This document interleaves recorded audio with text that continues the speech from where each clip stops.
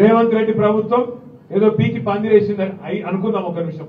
2 ఏళ్లలో 1 కోటి మంది మహిళలను కోటీశ్వరులు చేస్తా అన్నాడు. 1 కోటి మంది మహిళలను కోటీశ్వరులు చేస్తా అన్నాడు.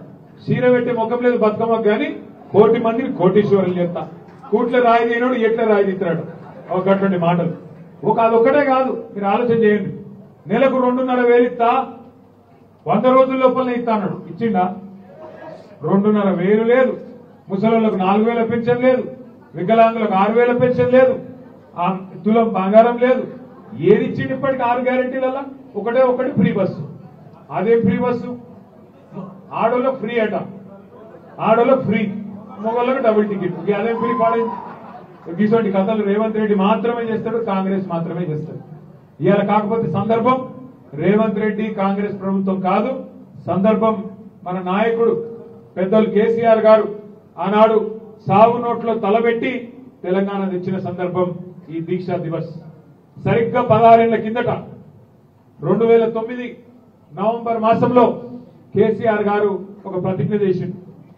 కేసీఆర్ సచ్చుడో తెలంగాణ వచ్చుడో, కేసీఆర్ శివయాత్రనో తెలంగాణ చైత్రయాత్రనో ఏదో ఒకటి జరగాలన్నాడు.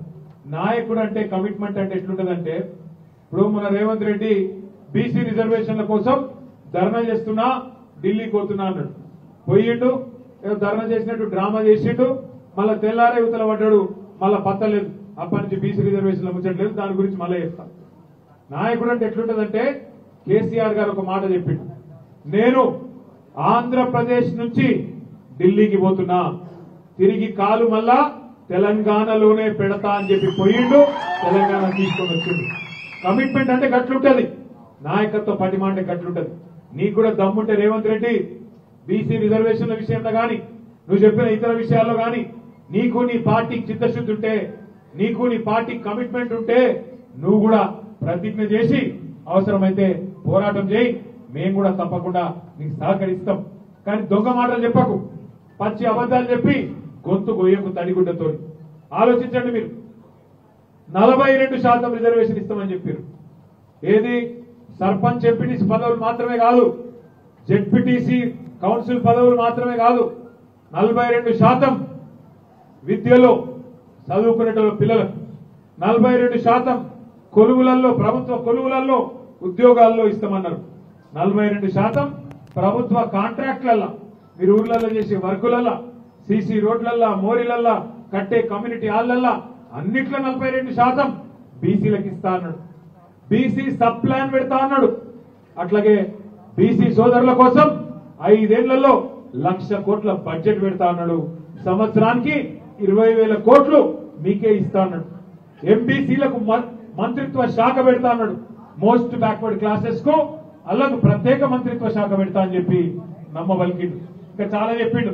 ముదిరాజులను బీసీ డీలకెళ్ళి ఏల మారుస్తా, యాదవులకు డైరెక్ట్ గా ఖాతాలలో పైసలేస్తా, పద్మశాలీలకు మీ జిల్లాలో కూడా, జనగామ జిల్లాలో కూడా మెగా పవర్ లూమ్ క్లస్టర్ పెడతా అని కులానికి ఒక మాట ఇచ్చిండు.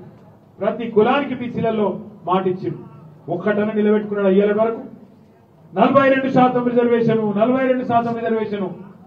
ఒక మాట నేను అడుగుతున్నా, ఇక్కడ వచ్చిన మా బీసీ సోదరులు ఆలోచించాలని కోరుతున్నా. పల్లాన్న చెప్పిండు, దొడ్డి కుమరాయ పుట్టిన నేల, సర్వాయి పాపన్న జన్మించిన నేల, సాకలి ఐలమ్మ పుట్టిన గడ్డ ఈ జనగామ. మరి ఇక్కడున్న మా బీసీ అన్నదమ్ములు, బీసీ అక్క చెల్లెలు ఆలోచన చేయాలి. 42% రిజర్వేషన్ ఇస్తా అని చెప్పిండు. సరే, ఇవాళనేమో కోర్టు ఆపింది అని డ్రామాలు చేస్తున్నాడు. సరే, రాజకీయ రిజర్వేషన్ ఒక నిమిషానికి కోర్టు ఆపింది అనుకుందాం. మరి మిగతా నీ చేతుల్లోనే ఉన్నాయి కదా, 1,00,000 కోట్ల బడ్జెట్ నీ చేతుల్లోనే ఉండే. 42% విద్యలో, కొలువులలో, ప్రభుత్వ కాంట్రాక్ట్లలో ఎవడాపిండి నేను కోర్టు అయితే ఆపలేదు కదా, ఒక చిన్న కాగితం ఇస్తే అయిపోతుంది కదా. అట్లే ఇంకొక మాట నేను అడుగుతున్నా, మీరు ఆలోచన చేయండి. బీసీ సబ్ ప్లాన్ ఎందుకు పెట్టావు? 2 బడ్జెట్లు అయిపోయినాయి, ఇంకెప్పుడు పెడతావు? సబ్ ప్లాన్ పెడతా అని మాట ఇచ్చింది నువ్వు. ఇంకా చాలా చెప్పినావు, ఏ ఒక్కటి కూడా ఇప్పటి వరకు నిలబెట్టుకోలేదు. నిలబెట్టుకోకపోగా 42% రిజర్వేషన్ అని డ్రామా చేసి, కుల గణన అని చెప్పి 160 కోట్లు ఖర్చు పెట్టి బీసీల జనాభా తగ్గించి చూపెట్టిండు రేవంత్ రెడ్డి. ఆనాడు సమగ్ర కుటుంబ సర్వేలో కేసీఆర్ గారి ప్రభుత్వంలో 2014-15లో 51% బీసీ అని లెక్క వస్తే దాన్ని తగ్గించి 46% చూపెట్టిన దుర్మార్గుడు రేవంత్ రెడ్డి. 46% అని చూపెట్టుడు కాదు, 42% రిజర్వేషన్ అని దానికి 10 రకాల కథలు చెప్పిండు. ఒక రోజేమో రాజ్యాంగ సవరణతోనే రిజర్వేషన్ వస్తుందని చెప్పిండు, ఇంకొక రోజేమో నేను బిల్లు తెస్తున్నా, బిల్లుతోని అయిపోయింది, సప్పట్లు కొట్టుని, పాలాభిషేకాలు చేయండి అని ఒక రోజు చెప్పిండు. ఇంకొక రోజు బిల్లు కాదు ఆర్డినెన్స్ తెస్తున్నా అన్నాడు. ఇంకొక రోజు జీవో ఇస్తే చాలన్నాడు. ఇంకొక రోజు పార్టీ పరంగా ఇస్తా అని చెప్పిండు. ఇన్ని కథలు చెప్పిండు. కానీ ఏం చేసిండు ఆఖరికి? నిన్న సర్పంచ్ ఎలక్షన్ నోటిఫికేషన్ వచ్చింది. కేసీఆర్ గారు ఉన్నప్పుడు 24% ఉండే బీసీల రిజర్వేషన్ సర్పంచ్ ఎలక్షన్ లో. మరి ఇవాళ ఎంత అయింది? ఎక్కడ 42, ఎక్కడ 17%. అంటే వెనకటికి ఎవడో చెప్పిండు, కొండంత రాగం తీసి గాడిని పాట పాడినాడు. గట్లున్నది రేవంత్ రెడ్డి కథ. ఇక 2 ఏళ్లకెళ్ళి 160 కోట్లు ఖర్చు పెట్టి ఇగో చేస్తే కులగణన, అగ చేస్తే ఇక అయిపోయి 42%, ఇగో జీవో, అగో ఆర్డినెన్స్, ఇగో బిల్లు, అగో రాజ్యాంగ సవరణ, ఇగో ధర్నా, అగో పాలాభిషేకం అయిందా? మరి అందుకే అంటున్నా, కాంగ్రెస్ అంటేనే మోసం, కాంగ్రెస్ అంటేనే దగ, కాంగ్రెస్ అంటేనే వంచన, కాంగ్రెస్ అంటేనే కుతంత్రం. అందుకే ఆ కాంగ్రెస్ పార్టీ యొక్క అభ్యర్థులకు ఖచ్చితంగా సావు దెబ్బ కొట్టాల్సింది, కర్రు కాల్చి వాత పెట్టాల్సింది మా బీసీ బిడ్డలు, మా బీసీ అన్నదమ్ములనే మాట నేను మళ్ళొకసారి గట్టిగా చెప్తా ఉన్నా. ఆలోచించండి, ఏ వర్గాన్ని మోసం చేయకుండా ఈ కాంగ్రెస్ వాడు? ప్రతి వర్గాన్ని మోసం చేసింది. ఎస్సీ ఎస్టీ డిక్లరేషన్ అన్నారు. కేసీఆర్ 10 లక్షలు ఇస్తే దళిత బంధు నేను 12 లక్షలు ఇస్తా అభయహస్తం అన్నాడు. ఇచ్చిండా?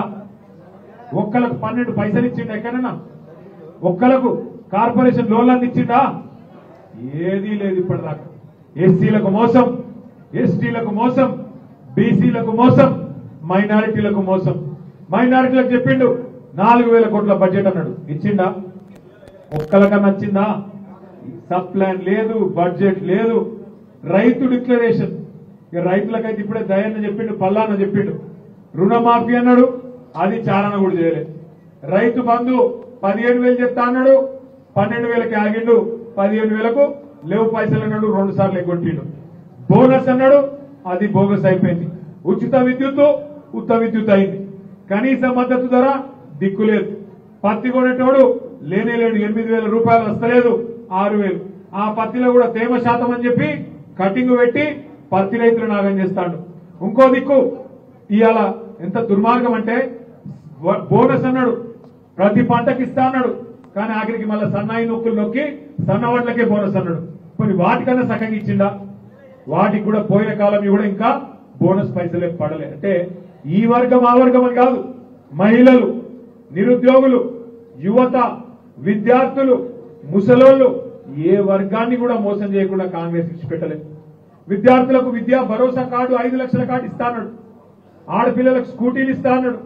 పిహెచ్డీ చదువుకుంటే 5 లక్షలు, పోస్ట్ గ్రాడ్యుయేషన్ చేస్తే 1,00,000, డిగ్రీ చేస్తే 50,000, ఇంటర్మీడియట్ చదివితే 10,000 వచ్చినాయి. ఎవరికన్నా ఏది లేదు.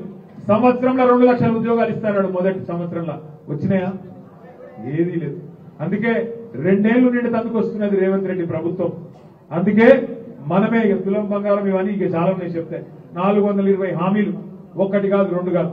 నేను మిమ్మల్ని ప్రార్థించేదల్లా ఒకటే, మనకి ఇవాళ ఎక్కడో చూసి అక్కర్లేదు, అటు ఇటు ఇటు అటు దిక్కులు చూసి అక్కర్లేదు. మన నాయకుడు కేసీఆర్ గారి పోరాట స్ఫూర్తి, మన నాయకుడు కేసీఆర్ గారు ఆనాడు తెలంగాణ కోసం పార్టీ పెట్టినాడు 2001 సంవత్సరంలో. అదేదో సినిమాలో పాట ఉంటుంది, గాలి వానలో వాన నీటిలో పడవ ప్రయాణం, తీరం ఎక్కడో గమ్యం ఎక్కడో తెలియదు పాపం అని. నిజంగానే 2001లో కేసీఆర్ గారు పార్టీ పెట్టినాడు. ఏంది పరిస్థితి?